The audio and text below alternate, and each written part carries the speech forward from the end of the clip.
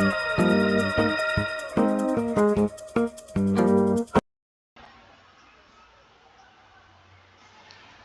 Guys, welcome back to our YouTube channel IPU crackers. और इस video में हम कवर करने वाले हैं 12th बीएसटी के इम्पॉर्टेंट टॉपिक्स। ठीक है, ये टॉपिक्स आपके लिए काफ़ी हेल्पफुल रहेंगे, काफ़ी इंपॉर्टेंट टॉपिक्स होंगे। तो जो पहला हम कवर करने वाले हैं वो है nature and significance of management से। ठीक है, तो बेसिकली मैनेजमेंट क्या होता है? A universal concept that is needed in every organisation, whether it is a business organization or non-business organizations such as hospital, school, etc. is known as management. तो basically management की definition learn करना is very important कि management क्या है, क्योंकि इस पर question आ सकता है। तो बेसिकली एक यूनिवर्सल कंसेप्ट है। ठीक है, आपको हर एक ऑर्गेनाइजेशन में ये चाहिए होगा, चाहे वो बिजनेस ऑर्गेनाइजेशन हो, नॉन बिजनेस ऑर्गेनाइजेशन हो। ठीक है, बेसिकली किसी चीज़ को भी मैनेज करना इज मैनेजमेंट। ठीक है, तो an organisation success depends on the successful functioning of its management and is always required whenever human and non-human resources of an organization work together for the accomplishment of any objective। ठीक है, तो basically एक organisation की जो success है वो depend करती है सक्सेसफुल फंक्शनिंग में उसकी मैनेजमेंट की। ठीक है, बेसिकली जो मैनेजमेंट है वो अच्छे से, अगर किसी कोई भी ऑर्गेनाइजेशन हो, अगर उसकी मैनेजमेंट अच्छी है तो वो अच्छे से फंक्शन करती है। ठीक है, तो बेसिकली मैनेजमेंट बहुत इंपॉर्टेंट है for profit purposes also.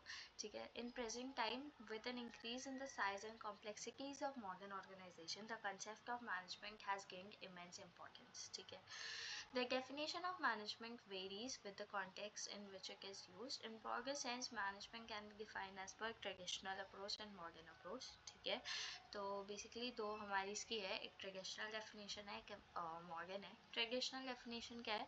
Management consist of getting things done through others. A manager is one who accomplishes objectives by directing efforts of others। ठीक है, तो बेसिकली C.S. जॉर्ज ने कहा था कि मैनेजमेंट बेसिकली आप ना दूसरों से जो चीज़ करवा सको वो मैनेजमेंट है। ठीक है, एक ग्रेट लीडर बेसिकली कैसे चीज़ों को हैंडल कर रहा है वो मैनेजमेंट है। ठीक है, और अगर आप ऐसे ऐसे कोट करोगे ना एग्जैक्टली कि C H George take that, तो आपको एग्जैक्ट यही डेफिनेशन लिखनी पड़ेगी। ठीक है, तो remember this guys. Okay, management is the art of getting things done through others. ठीक है, फॉलेट ने भी कहा था कि management is the art of getting thing done through others. ठीक है, फिर कैरेक्टरिस्टिक्स है हमारे। कैरेक्टरिस्टिक्स क्या है? कंटिन्यूस प्रोसेस है, डायनामिक फंक्शन है, गोल ओरिएंटेड है, management of work, management of people, management of operation, all pervasive and multi dimensional. अब इन सब का मतलब क्या है हम समझते हैं करके। ठीक है, तो पहला हमारा कंटिन्यूस प्रोसेस। अब कंटिन्यूस प्रोसेस क्या होता है? मतलब बेसिकली मैनेजमेंट रुकता नहीं है, वो चलता रहता है। There is no end to it. आपको वो कहीं पे रुका हुआ दिखाई नहीं है, ओके लाइक ओके ये हो गया, तो मतलब it is in every step. ठीक है, कंटिन्यूस प्रोसेस है, चलता रहता है। Management is a continuous process. It means that the process of business management goes on until the company exists। ठीक है, ठीक है, बेसिकली ये चलता रहता है जब तक कंपनी एग्जिस्ट कर रही है। As it helps in achieving the organization goals। ठीक है, every manager of an organization has to perform the different functions of management in a series। ठीक है, तो बेसिकली हमारे वो स्टेप्स होते हैं मैनेजमेंट के: planning, organising, staffing, directing and controlling. ठीक है, फिर है हमारा गोल ओरिएंटेड। अब गोल ओरिएंटेड क्या होता है? ठीक है, बेसिकली हर एक ऑर्गेनाइजेशन का गोल होते हैं। ठीक है, कोई वो गोल सेट करते हैं तब उसको जाके वो, ठीक है ये हमें हमारे कुछ गोल्स हम अचीव करना है, वो चाहे प्रॉफिट हो या कुछ भी हो। ठीक है, every organization has a set of predetermined goals or objectives that it aims to accomplish during its existence। ठीक है, every organization has different goals, hence management can help these organization in fulfilling their goals by utilizing the given limited resources in the best optimum manner।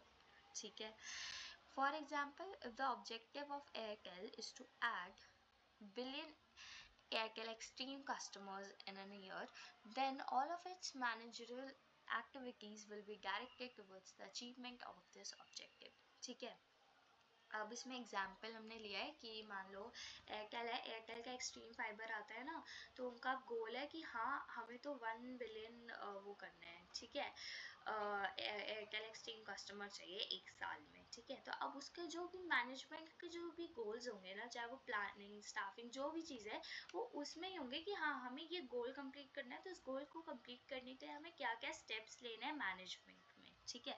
तो basically management क्या हुआ, goal oriented भी हुआ। फिर next है हमारा all परसे और pervasive, ठीक है। अब ऑल परवेसिव का मतलब होता है बेसिकली ये हर जगह है, ठीक है। मैनेजमेंट जो होता है वो हमारे हर एक स्टेप में होता है, वो हर एक चीज़ में है management. The process of business management is universal in nature.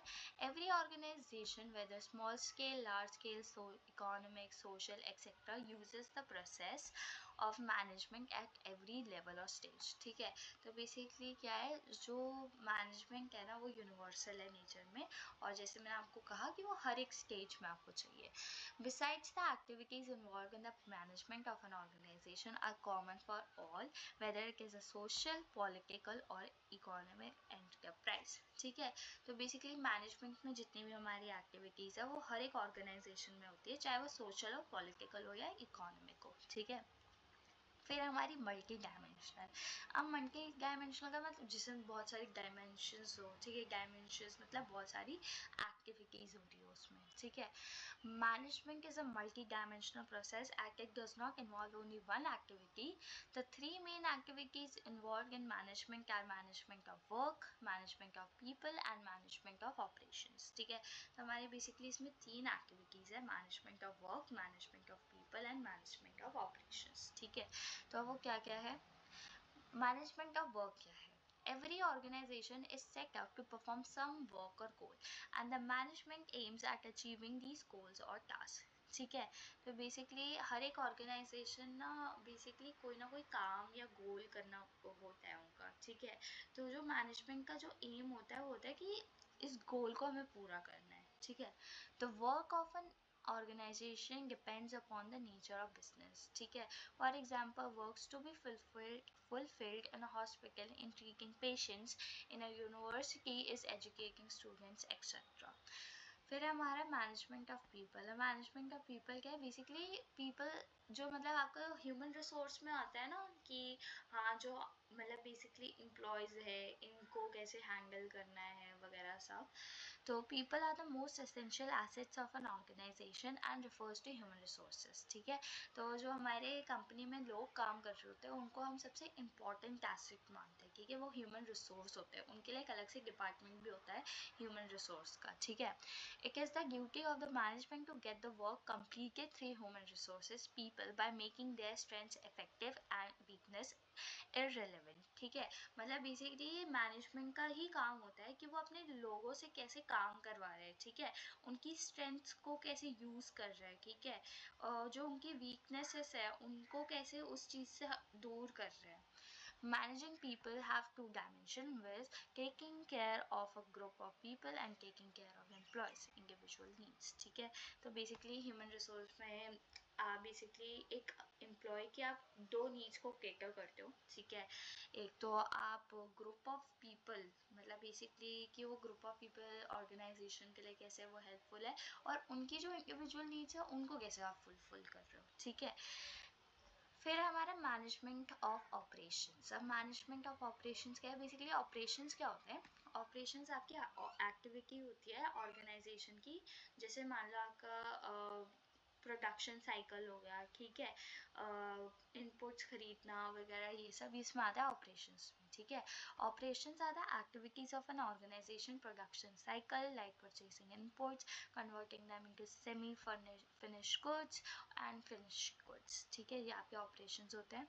Simply put, management of operation consist of a mix of management of work and management of people, ठीक है। इसमें बेसिकली मैनेजमेंट ऑफ पीपल और management of work दोनों का ही mixed होता है ये, ठीक है। And decides what work has to be done and how it has to be done and who will do it. There are 3 very important questions, कि what work has to be done, how it has to be done and who will do it, ठीक है। फिर हमारे ये होता है dynamic function, ठीक है। बेसिकली डायनामिक फंक्शन में क्या है कि बेसिकली जो भी इंटरनल और एक्सटर्नल फैक्टर्स होते हैं, ठीक है, वो ऑर्गेनाइजेशन को अगर इफेक्ट कर रहे हैं, ठीक है। बेसिकली डायनामिक फंक्शन में ये है कि मैनेजमेंट ना चेंज होता रहता है, ठीक है, वो स्टैटिक नहीं है, वो एक जगह पे नहीं है। मतलब जैसे जैसे मार्केट बदल रही है, मैनेजमेंट को भी चेंज होना पड़ता है, ठीक है। तो चेंजिंग नेचर है इसका। There are different internal and external factor that affects the working of an organisation. An organization has to change and adapt itself on the basis of changing environment to accomplish the organizational goals and objectives. वही कि मतलब management को change होना पड़ता है according to the environment, ठीक है, according to the market. Hence management is a dynamic function. तो मैनेजमेंट क्या है? एक डायनामिक फंक्शन है. फिर हमारा management is a group activity, ठीक है. अब हम कहते हैं मैनेजमेंट एक ग्रुप एक्टिविटी. ग्रुप एक्टिविटी क्यों है? ठीक है, management involves a group of people performing managerial activities. अब आप इसी ऑर्गेनाइजेशन में काम कर रहे हो तो आपको वो ग्रुप प्रोजेक्ट्स मिलते हैं, ठीक है. मान लो आप अपने स्कूल का एग्जाम्पल ले लो. स्कूल में आपको कोई प्रोजेक्ट मिल रहा है, ठीक है, ग्रुप प्रोजेक्ट है. तो उसमें सबसे इम्पॉर्टेंट चीज़ क्या होगी? उस ग्रुप को मैनेज करना. एक दूसरे से आप कम्युनिकेशन कैसे है आपकी, कि कम्युनिकेट कैसे कर रहे हो, प्लानिंग कैसे कर रहे हो, सबके साथ मिलके वो करना. तो ये क्या होगा? आप बेसिकली मैनेज कर रहे हो, ठीक है. You are the leader and you are managing your group. तो दैट इज मैनेजमेंट, ठीक है. तो मैनेजमेंट क्या है? ग्रुप एक्टिविटी है. The function of management can be executed only when every individual performs, ठीक है. अब आपके जो ग्रुप प्रोजेक्ट है उसमें वो प्रोजेक्ट तभी बन पाएगा ना जब ग्रुप के सारे मेंबर्स अपना एफर्ट्स दे रहे हैं, आपकी सुन रहे हैं, वरना बहुत केओस होगा, है ना. तो सारे लोग अपना अपना रोल पूरा कर रहे हैं, ठीक है. That is why management is a group activity, ठीक है. As a result of management affects every individual and every department of an organization, it always refers to a group effort. फिर है management is an intangible force, ठीक है. Intangible क्या होता है? Something you can't see. तो management को आप देख थोड़ी सकते हो, you can only feel it, ठीक है, you can't see it. So management is a function that cannot be physically seen, but its presence can be felt by watching the orderliness and coordination in work environment and happy faces of the employees when the task is completed. Okay, so that's what are the characteristics of management, ठीक है. आप इनको learn कर लेना. It is very important. ऐसे आ जाता है कि define management and characteristics of business management, ठीक है. तो मैनेजमेंट के कैरेक्टरिस्टिक्स लर्न करने की बहुत ज़रूरत है. फिर हमारा नेक्स्ट है नेचर ऑफ मैनेजमेंट. अब मैनेजमेंट का नेचर क्या होता है, ठीक है. हम बेसिकली ये इम्पॉर्टेंट क्वेश्चन है, ठीक है, तो उसे अच्छे से पढ़ लीजिएगा. तो अब मैनेजमेंट का नेचर क्या होता है, हम इसमें करते हैं कि मैनेजमेंट साइंस भी है, आर्ट भी है और एक प्रोफेशन भी है, ठीक है. तो अब समझते हैं वो तीनों चीज़ें कैसे हैं. The term management is used in various senses. Some consider it as an activity, some treat it as a group, some call it a discipline, where some look at it as a process, ठीक है. तो कुछ लोग इसे group मतलब group activity भी बोलते हैं, कोई डिसिप्लिन बोलते हैं, ठीक है, कोई प्रोसेस बोलते हैं कि it is a whole process. तो management as an activity is getting things done through others, ठीक है. तो मैनेजमेंट की डेफिनेशन क्या है? Management as an activity is getting things done through others, ठीक है. Management as a group is all those who manage, ठीक है. Management as a discipline is a body of knowledge and as a process is what managers do. We define management as a process of getting things done through and with people to achieve a common goal effectively and efficiently. मतलब basically इसमें वही है कि you get things done through others, that is what management is, ठीक है. अब ये है कि management as science, art and profession कैसे है. अब मैनेजमेंट एज एन साइंस क्या है? एक सिस्टमाइज्ड बॉडी ऑफ नॉलेज है, ठीक है. जैसे मैंने आपको कहा कि some call it as a process, तो ये बेसिकली एक प्रोसेस है पूरा, ठीक है. कि मान लो इसमें पूरी प्लानिंग कर रहे हो, फिर ऑर्गेनाइजिंग कर रहे हो, उसमें स्टेप्स है. तो ये मैनेजमेंट एक साइंस भी है, ठीक है. Observation and experiments. Observation and experiments में क्या कर रहे हो आप? बेसिकली ऑब्जर्व कर रहे हो. आपने कोई स्टेप लिया, अब आप उसकी उसको बेसिकली कंट्रोल कर रहे हो, ठीक है, देख रहे हो कि अच्छा इसका कैसे है, ठीक है, cause and effect relationship study करते हो, ठीक है। आपके बहुत सारे मेथड्स भी होते हैं, सॉर्ट एनालिसिस एंड ये सब, ठीक है। और universal validity management is everywhere, आप उसको कहीं पे भी यूज़ कर सकते हो, उसका वो कोई लिमिटेड नहीं है कि you can't use it there, it is everywhere. So management as science क्या है, एक सिस्टमाइज्ड बॉडी ऑफ नॉलेज है, ऑब्जर्वेशन एंड एक्सपेरिमेंट्स है, कॉज एंड इफेक्ट रिलेशनशिप है एंड यूनिवर्सल वैलिडिटी है। अब एज एन आर्ट कैसे है, ठीक है, इसमें आपको थियोरेटिकल नॉलेज मिलती है, ठीक है। और ये आर्ट वैसा वाला नहीं कि पेंटिंग वाला आर्ट जो आप समझ रहे हो, ठीक है। तो थियोरेटिकल नॉलेज होती है इसमें, और पर्सनल स्किल्स है, ठीक है, क्रिएटिविटी है, परफेक्शन है थ्रू प्रैक्टिस।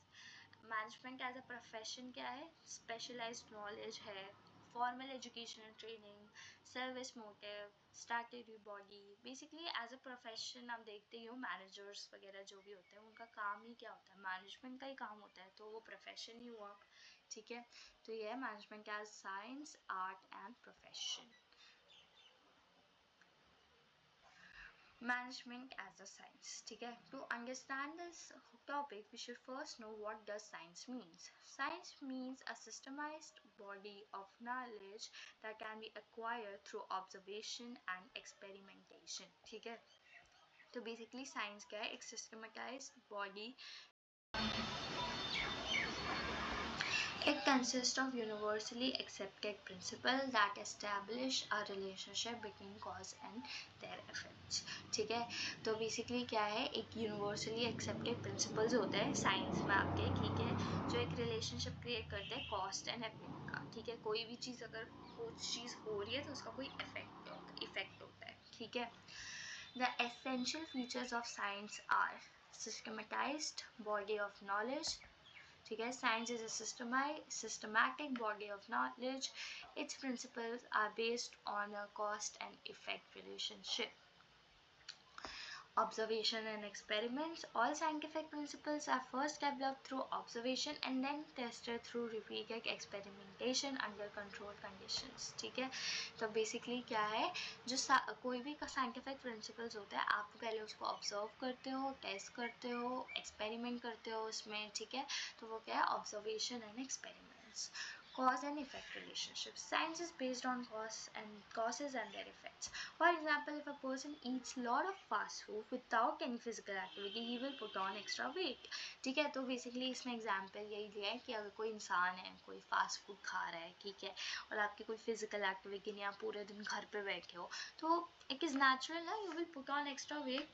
तो मतलब वो क्या हुआ, आपके कॉजेज थे, आपने ऐसा करा, उसका ये इफेक्ट हुआ, तो ये क्या है, एक कॉज एंड इफेक्ट रिलेशनशिप जो बेसिकली साइंस होती है।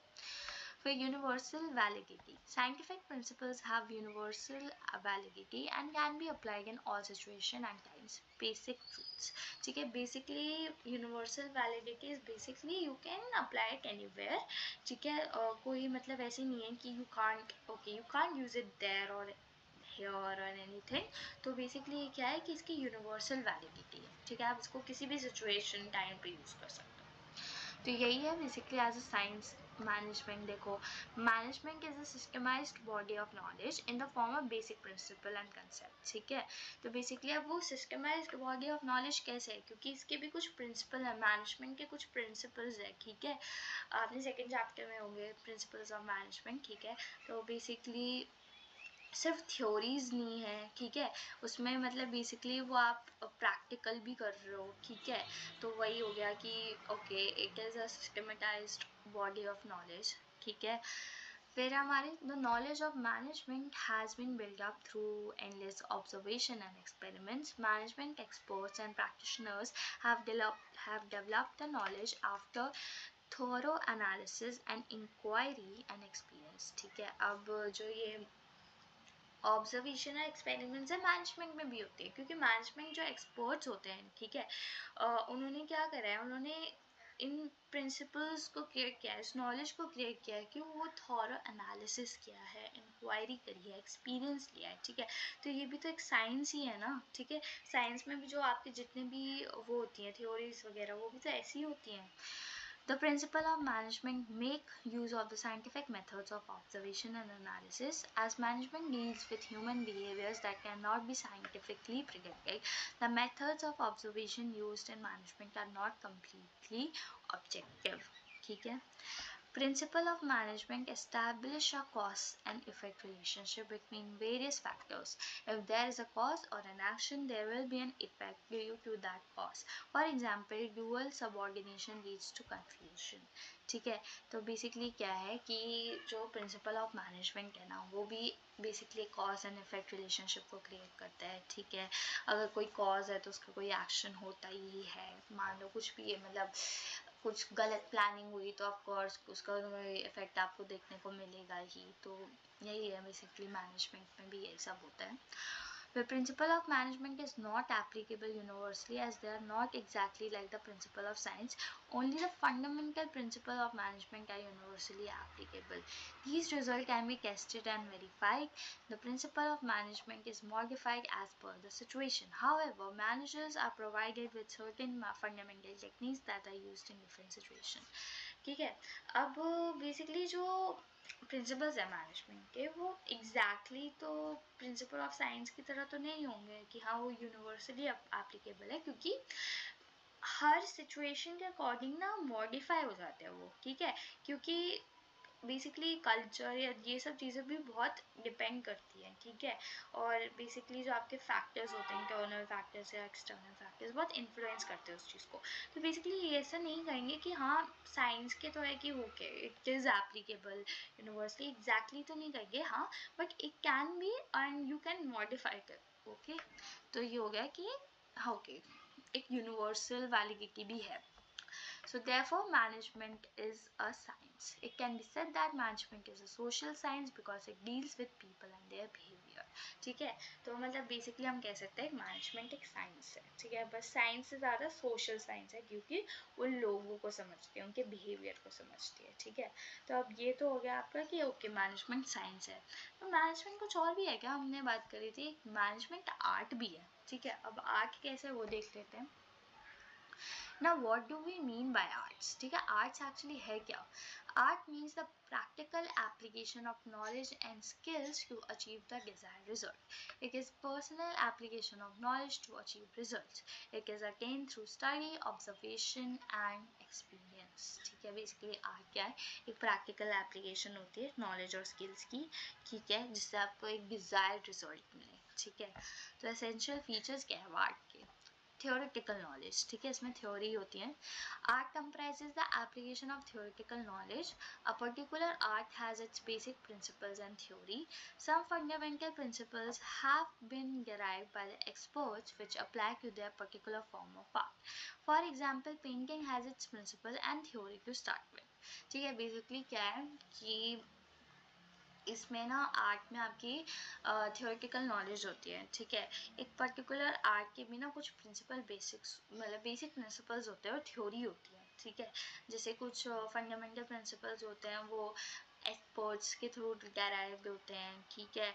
मतलब बेसिकली उसमें आपकी पूरी थ्योरी होती है. ठीक है. आप समझते हो. ठीक है. मान लो पेंटिंग है, उसके भी कुछ प्रिंसिपल्स है, कुछ थ्योरीज है. मतलब ये हो गया ना कि वो आप स्टडी करते हैं कलर्स की, मतलब आप कर रहे हो कि प्राइमरी कलर, सेकेंडरी कलर, इसको इस कलर के साथ मैच करोगे, ओके तो ये कलर फॉर्म होगा, ऐसे ये सब. तो इसमें क्या है, ये थ्योरी है. ठीक है. Personal skills. Every artist has its way of working. ठीक है. मतलब हर एक आर्टिस्ट की ना अपनी कुछ ना कोई स्किल होती है और हर एक आर्टिस्ट का अपना अपना कोई तरीका होता है काम करने का. ऐसे आप नहीं कह सकते okay every artist is same. सब बहुत डिफरेंट होते हैं. The use of basic knowledge varies from individual to individual. Even how they tackle their problems for reaching the result for their goal which they are willing to achieve differs. ठीक है. मान लो किसी का गोल different, मतलब किसी का गोल same है but उनका जो रास्ता है वो कम्प्लीटली डिफरेंट है, बट गोल सेम है. तो ऐसा ज़रूरी नहीं है कि मतलब अगर दोनों का गोल सेम है तो वो दोनों सेम ही तरीके से चलेंगे.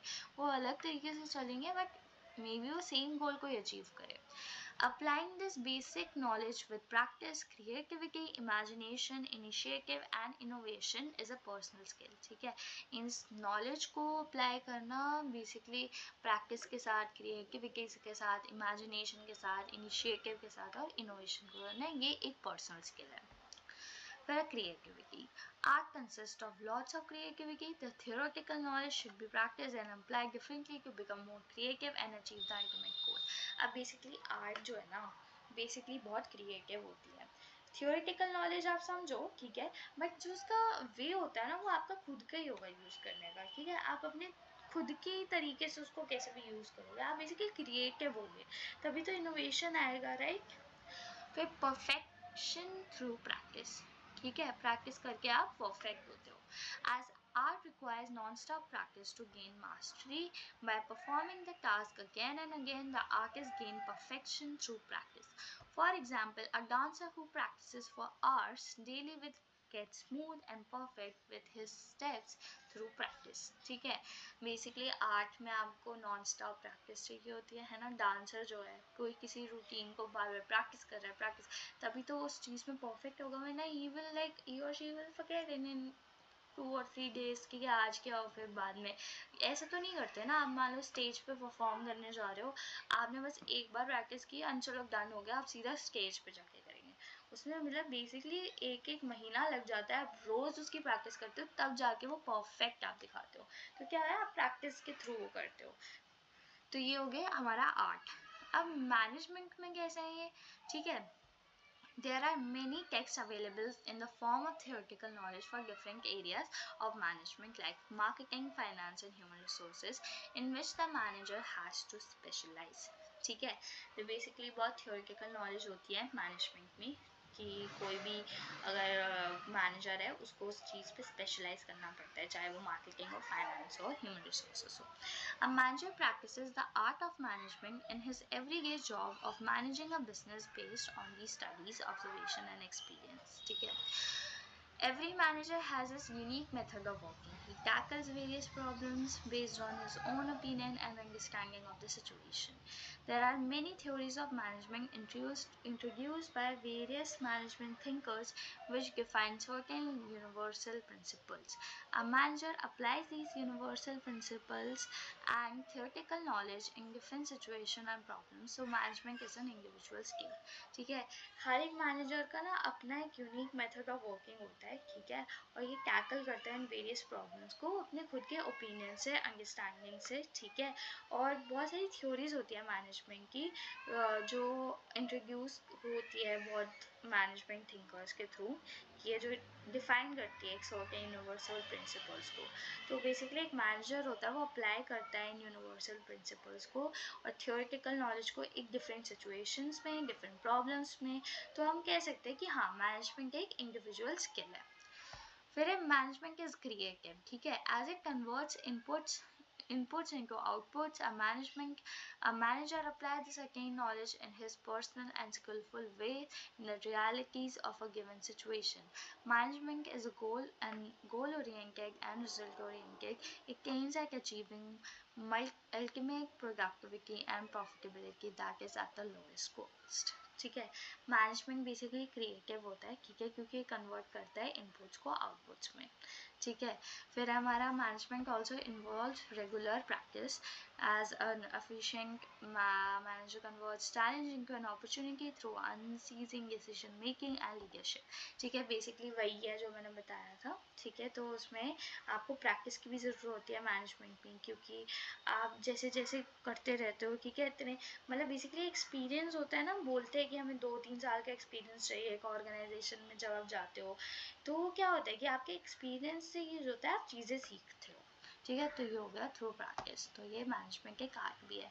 अब मैनेजमेंट प्रोफेशन कैसे है. ठीक है, what is a profession? Profession means a vocation requiring specialized knowledge, practical training, service motive and a code of conduct. ठीक है, बेसिकली किसी भी चीज़ में एक जब कोड ऑफ कंडक्ट हो जाता है ना, वो प्रोफेशन हो जाता है. ठीक है, a profession is an addicted group of individual who obey ethical standards and hold themselves out and are accepted by the group public as having special knowledge and skills. ठीक है, मतलब बेसिकली एक ethical standards को raise करना basically वही profession profession है, ठीक है। द एसेंशियल फीचर्स क्या है प्रोफेशन के, एक तो स्पेशलाइज्ड नॉलेज होती है, ठीक है। All professions are based on a well defined body of knowledge, ठीक है। बेसिकली आपने काफ़ी पढ़ाई की होती है तभी आप कहते हो कि हाँ you are a professional at this, ठीक है, आपको बहुत नॉलेज है, ठीक है। फॉर्मल एजुकेशन एंड ट्रेनिंग, वही आपने पढ़ाई करी हुई है, ठीक है। Almost all profession provide specialised education and training in their respective field, ठीक है। फिर है सर्विस मोटिव, मतलब बेसिकली प्रोफेशन में क्या है कि हाँ आप काम कर रहे हो, the basic motive of a profession is to serve their clients interest by rendering dedicated and committed service. अब वो चाहे डॉक्टर का प्रोफेशन और लॉयर का प्रोफेशन, उसका क्या मतलब मोटिव क्या होता है, अपने क्लाइंट्स को सर्व करना, तो ठीक है, एक सर्विस मोटिव रहता है, ठीक है, प्रोफेशन में। फिर स्टैट्यूटरी बॉडी है, अ लीगली रिकग्नाइज बॉडी, ठीक है, मतलब इसकी एक लीगल रिकग्नाइज बॉडी होती है, ठीक है, प्रोफेशंस की। All professions are affiliated with a professional association, ठीक है, ये हो गया हमारा प्रोफेशन।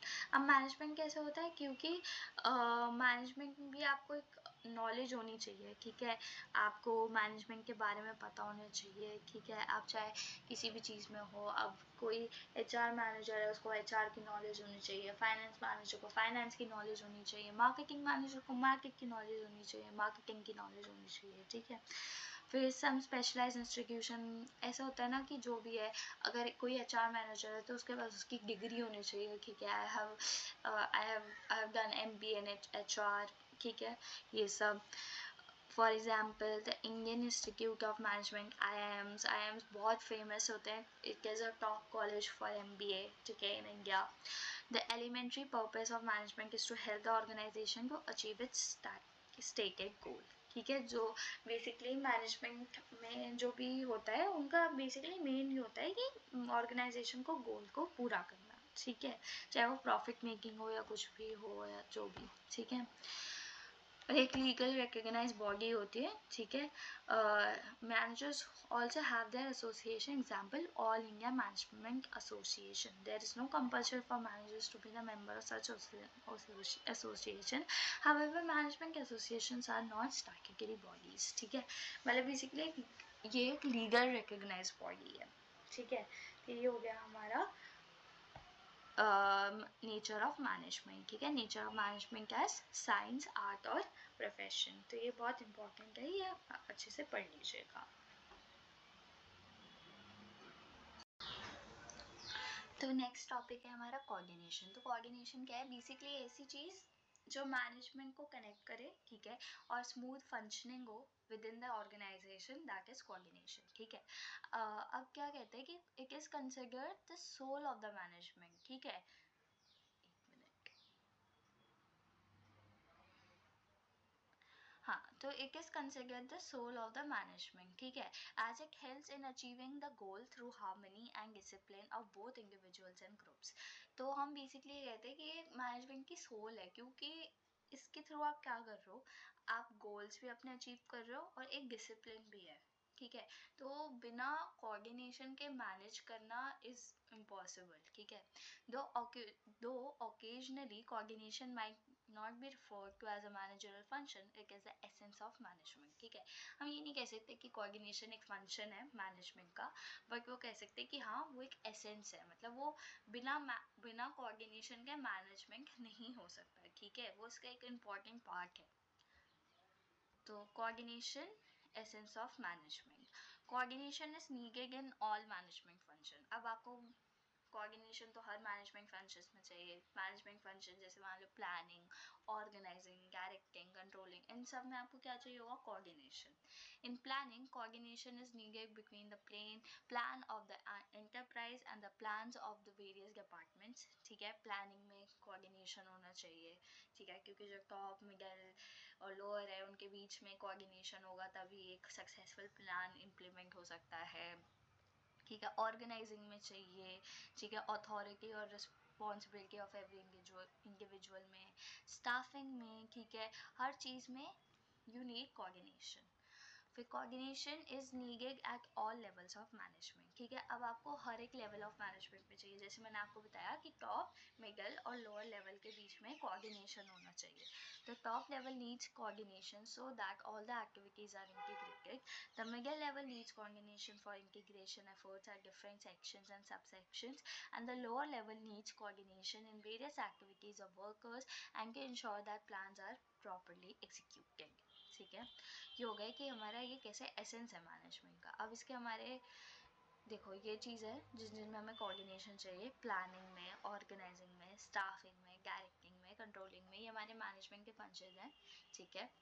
अब फीचर्स क्या होते हैं कोऑर्डिनेशन के? Basically coordination assimilates group efforts. Coordination combines diverse business activities into a purposeful group activity, ensuring that all people work in one direction to achieve organizational goals. तो ये क्या करता है बेसिकली, एक ग्रुप एक्टिविटी में बहुत helpful रहता है कोऑर्डिनेशन, क्योंकि सबको एक मोटिवेट करता है कि हाँ आप सबका एक ही गोल है और आप उस गोल को अचीव करना है। एक ऑर्गेनाइजेशन का गोल है, चाहे वो प्रॉफिट मेकिंग या कुछ भी गोल हो, ठीक है। तो बेसिकली ग्रुप एक्टिविटी के लिए कोऑर्डिनेशन इज़ वेरी नेसेसरी। तो मतलब ग्रुप एफर्ट्स को एसिमुलेट्स करता है ये, ठीक है। फिर coordination ensures unity of action. Coordination directs the activities of different departments and employees towards achievement of common goals and bring unity in individual efforts, ठीक है।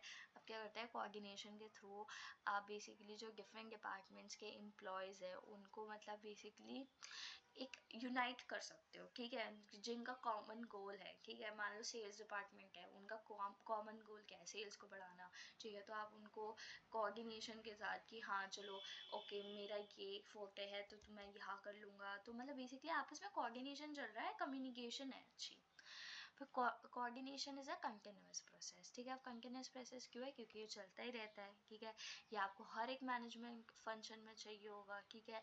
Starting right from the stage of planning, एक continuous till controlling, ठीक है। जिस planning आपका first stage होता है, first stage से लेके लास्ट स्टेज तक ये चलता ही रहता है। कोऑर्डिनेशन इज़ एवरीवेयर, ठीक है। Coordination is all pervasive function, जैसे मैं बताया था कोऑर्डिनेशन इज एवरीवेयर, तो आपको मतलब ये हर एक लेवल पे चाहिए, ठीक है। Coordination is in nature, it integrates the activities of all levels and department as they are dependent on each other to maintain balance in the organisation. Coordination is the responsibility of all managers, ठीक है। सबकी एक responsibility होती है कि वो coordinate करके चले, ठीक है। अपने एम्प्लॉयज़ के साथ भी, एक अगर कोई ओनर है उसको अपने एम्प्लॉयज़ के साथ कोऑर्डिनेट करना कि, और एम्प्लॉयज़ के आपस में बीच में कोऑर्डिनेशन होना चाहिए, ठीक है। In an organization every manager needs to perform the function of coordination, ठीक है। फिर हमारा coordination is a deliberate function, ठीक है। Coordination is never by itself, rather it is a conscious effort on the part of every manager, even where members of a department willingly cooperate and work. Coordination give direction to that willing spirit, ठीक है।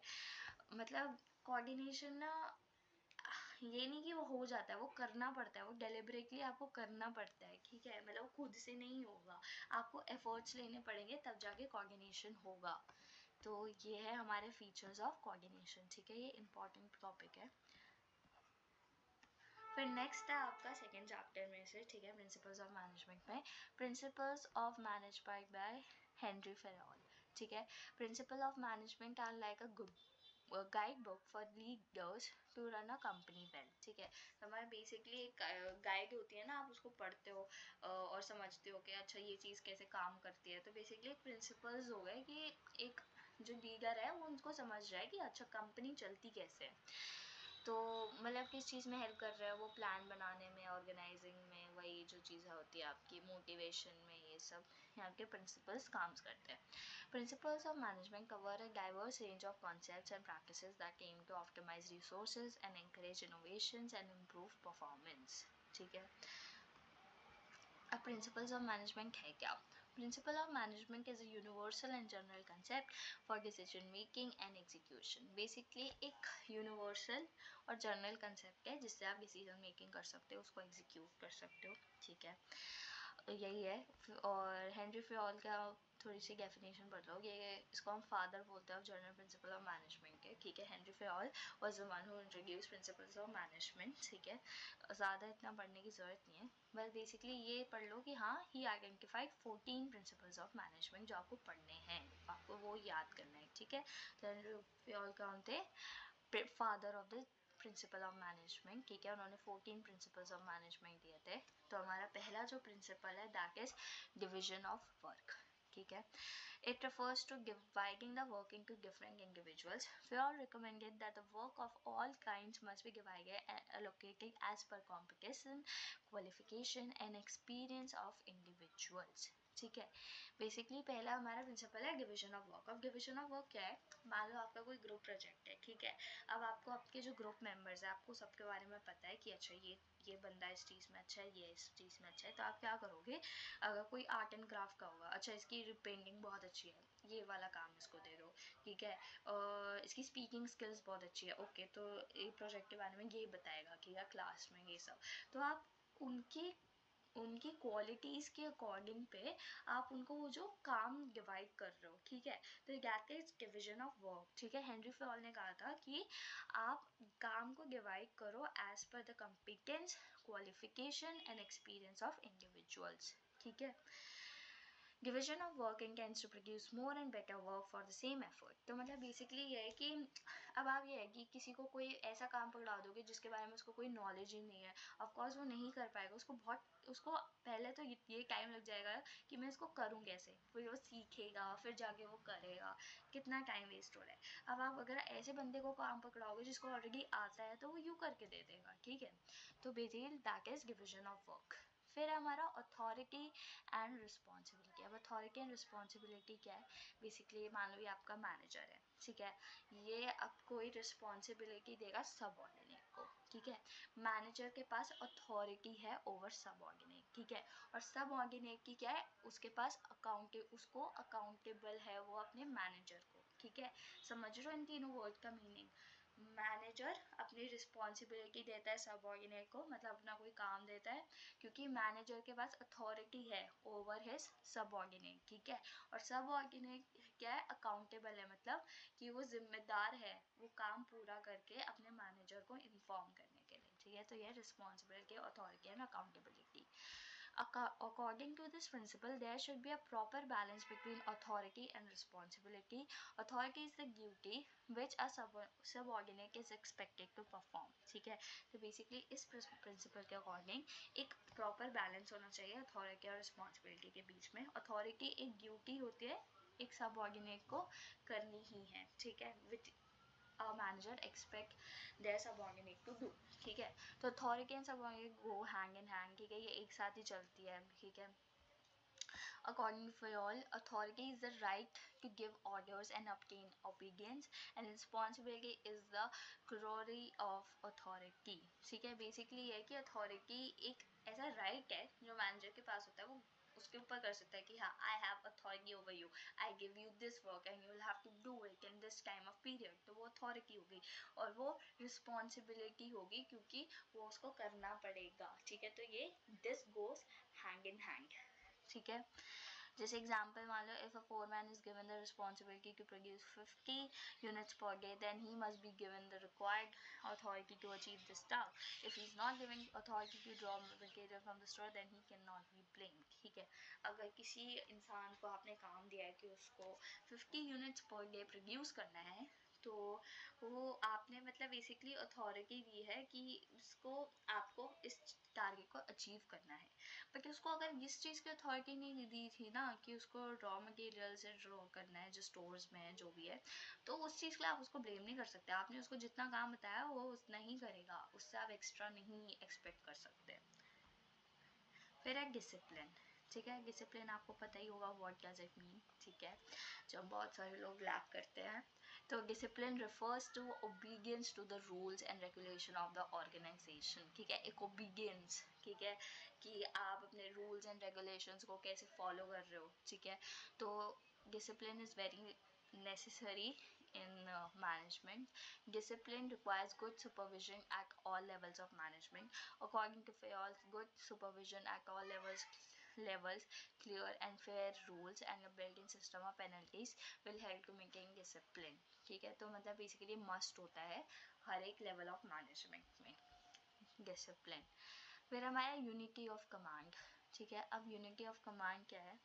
According to this principle each subordinate should receive orders and be accountable to only the superior. ठीक है, मतलब आप subordinate आपको पता है ना क्या होता है? जो मतलब बेसिकली सुपीरियर जो होगा, मान लो आपका वो मैनेजर है और उसके अंदर आप काम कर रहे हो, तो वो सबऑर्डिनेट होगा। ठीक है, तो no person can serve several masters at the same time, मतलब एक सबऑर्डिनेट का एक ही सुपीरियर होगा। ठीक है, और वो उसके लिए वो होगा अकाउंटेबल होगा। ठीक है, कि हाँ मुझे इसकी सुननी है।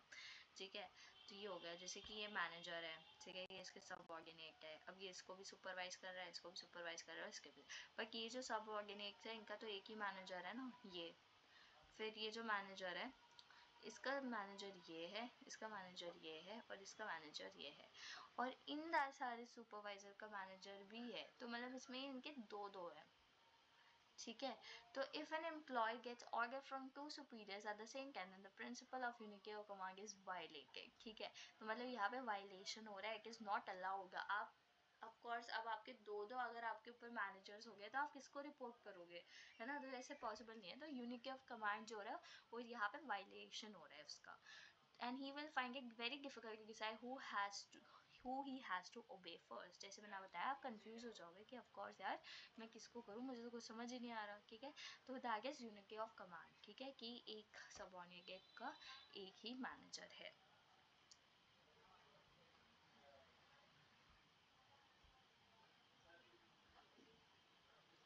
फिर है हमारा यूनिटी ऑफ डायरेक्शन। ठीक है, यूनिटी ऑफ डायरेक्शन क्या है?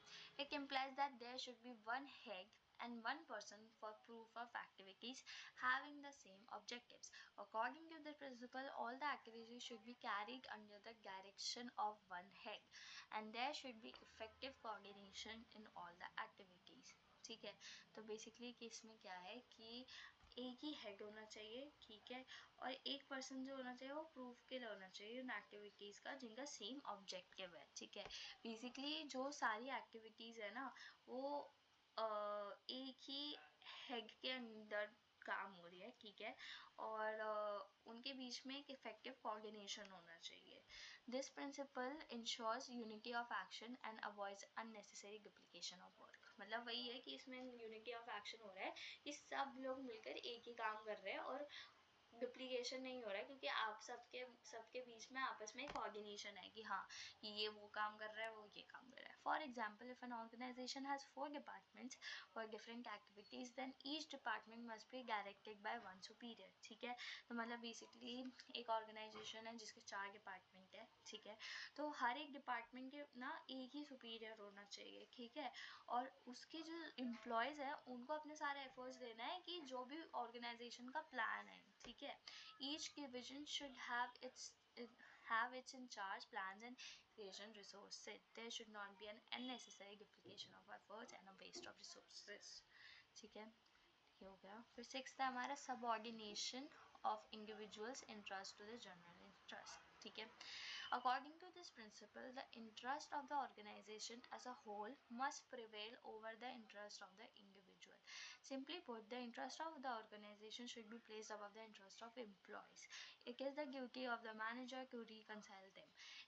If reconciliation is impossible, then general interest must be supersede individual interest। A manager must sacrifice his interest। A manager can achieve their objectives when the organization recovers from financial crisis। मतलब basically इसमें यह है कि आप जो अपन individual interest को नहीं इतना तवज्जो दोगे, आप जनरल इंटरेस्ट को दोगे। ठीक है, it's like giving priority to general interest over individual interest. ठीक है, जनरल इंटरेस्ट क्या होगा? जो ऑर्गेनाइजेशन का इंटरेस्ट होगा। मतलब बेसिकली वो चीज़ कहते हैं ना, मेजॉरिटी विंस। ठीक है, तो इसमें यही है। जैसे मान लो एक कंपनी है, ठीक है, उसको मैक्सिमम आउटपुट करना है अपने एम्प्लॉयज़ से। ठीक है, और कम सैलरीज देनी है, तो there are employees on other hand who want to get the maximum salary while working the least employees. In both situations, the interest of the company will supersede the interest of only one individual.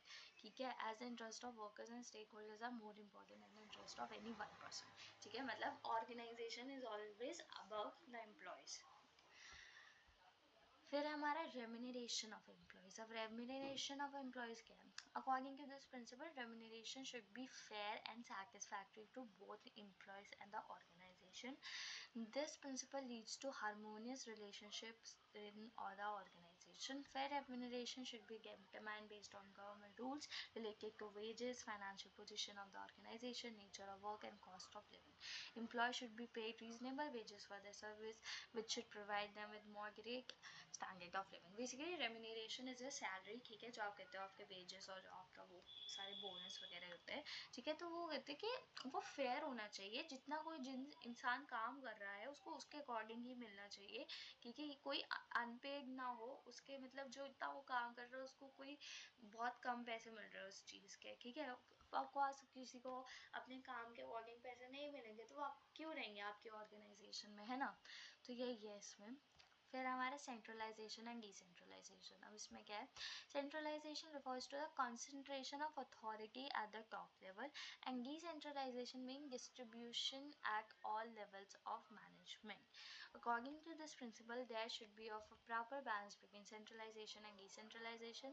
The degree of centralization and decentralization depends on various factors such as experience and employees' ability of subordinate size of the organization. ठीक है, basically centralisation क्या है कि top level के पास एक authority है, ठीक है, और डिसेंट्रलाइजेशन क्या होगा कि आपने डिस्ट्रीब्यूट कर रखे सारे लेवल ऑफ मैनेजमेंट में, ठीक है. तो बेसिकली इस प्रिंसिपल के अकॉर्डिंग ना एक प्रॉपर बैलेंस होना चाहिए, ठीक है, क्योंकि क्या होता है कि अगर ज़्यादा सेंट्रलाइजेशन क्या होगा तो too much centralization lead to loss of control of top management. Therefore, an optimum balance should be maintained according to the need of the organization. ठीक है, अगर ना ज़्यादा ही आप वो कर दोगे ना सेंट्रलाइजेशन तो टॉप लेवल का ना लॉस मतलब कंट्रोल भी कम हो जाएगा. तो मतलब इतना भी नहीं करना है कि हाँ, तो एक बैलेंस होना चाहिए. For example, authority to take vital decision must be given to the top management, whereas authority related to the operational activities must be given to the middle and lower level. ठीक है, तो मतलब अगर आपको important decision लेना है तो वो टॉप मैनेजमेंट के पास ही होना चाहिए, ठीक है. पर जैसे अगर ऑपरेशनल एक्टिविटीज़ है, ठीक है, कितने रॉ मटेरियल्स वगैरह की जो भी है उनका जो ऑपरेशंस होंगे वो आप मिडल और लोअर लेवल को दे सकते हो. फिर हमारा स्केलर चेन. ठीक है, अब स्केलर चेन क्या होता है? According to this principle there is a scalar chain of authority and communication that moves in a straight line from the superior to the lowest subordinate. Henry Fayol permitted a shortcut of chain in case of urgency known as gang plan. Gang plan allows direct communication between two employees of the same level.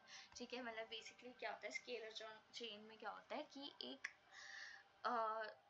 ये होता है ना कि आप direct अपने से top level से बात नहीं कर सकते. आपका कोई सुपीरियर होगा, आप सिर्फ उसी से बात कर सकते हो. फिर आपका जो आपका मान लो कोई मैसेज है, आप अपने सुपीरियर को कन्वे करोगे, आपका सुपीरियर अपने सुपीरियर को कन्वे करेगा, फिर जाके वो आपके टॉप अथॉरिटी तक पहुंचेगा. ठीक है, तो एक लाइक चेन चल रही है, ठीक है.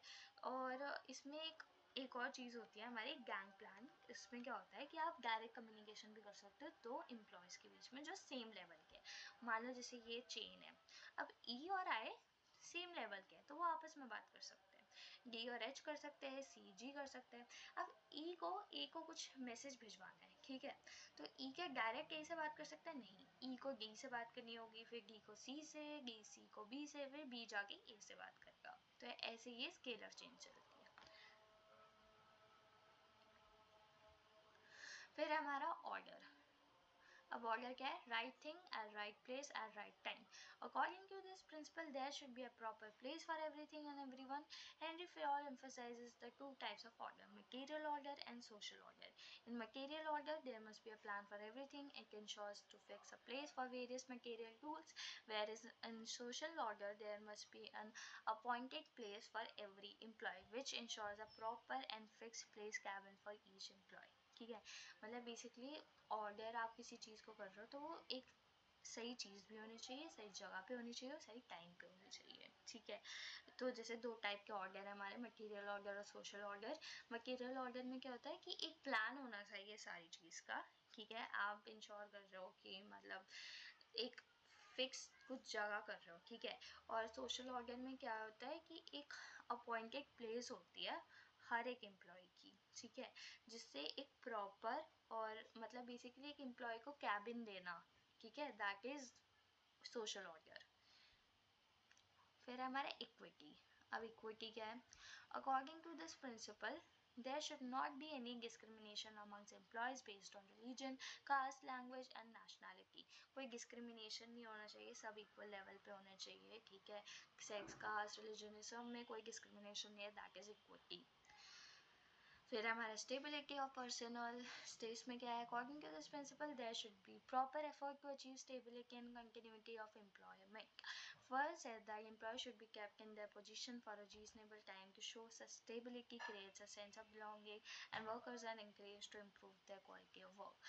This will increase the efficiency of employees and also increase the reputation of the organization. Unnecessary labor turnover creates an atmosphere of disbelief. Continuous changes in employees disturb the working environment। इसमें मतलब basically क्या है कि आपका जो employ है ना वो स्टेबल रहे, ये नहीं कि आए दिन कोई छोड़ रहा है, आए दिन आप किसी को निकाल रहे हो, नहीं, एक प्रॉपर टाइम के लिए वो है, ताकि इससे क्या होता है, एक तो लेबर जब टर्नओवर होता है ना तो बाकी जो आपके एम्प्लॉयज़ हैं उनको भी एक डिसबिलीव सा हो जाता है, उनको भी लगेगा यार कभी भी हम निकल जाएंगे, उनका मन नहीं करेगा काम करने का, ठीक है। मतलब एक सिक्योरिटी, जॉब सिक्योरिटी आप दे रहे हो, ठीक है, तभी एम्प्लॉयज़ भी विलिंगली अच्छे से काम करेंगे। फिर है इनिशिएटिव। अब इनिशिएटिव क्या है? According to this principle worker should encourage and should be given an opportunity to take initiative in making and executing the plan, ठीक है। मतलब बेसिकली अपने सब ऑर्डिनेट्स को भी एक पावर देना ताकि उनको भी थोड़ा लगे कि हाँ हमारी भी वैल्यू है, हमारे आइडियाज़ की वैल्यू है। It motivates the employees to work better and to take more interest in the organization. The initiative is a powerful motivator of human behavior and a source of strength for the organization. The increase the mental growth and feeling of belongingness in employees, ठीक है। फिर है हमारा एस्प्रेट दे corps. अब इसका क्या मतलब है? ठीक है, according to this principle management should take reasonable steps to develop a sense of belongingness and feeling of team spirit amongst employees. इसमें बेसिकली है कि टीम स्पिरिट में काम करना, ठीक है, एक सेंस ऑफ बिलोंगिंगनेस है, ये सब। In order to achieve the best possible result, individual and group of efforts needs to be integrated. Production is a teamwork and it requires the full support of all members. ठीक है, मतलब basically we, आप आई की जगह use कर रहे हो we, मतलब ये नहीं कि I will do this, we will do this. कितना अच्छा लगता है ना अगर कोई आपको बोल रहा है कि आई विल डू दिस, तो लगेगा ओके इसका काम है हम क्यों करें, तो ना वी विल डू दिस नहीं, हम सबको करना है, ठीक है। तो ये आपके 14 प्रिंसिपल्स ऑफ मैनेजमेंट है, इन्हें अच्छे से पढ़ लेगा, इन 14 को आपको याद रखना है, ठीक है। That's it guys,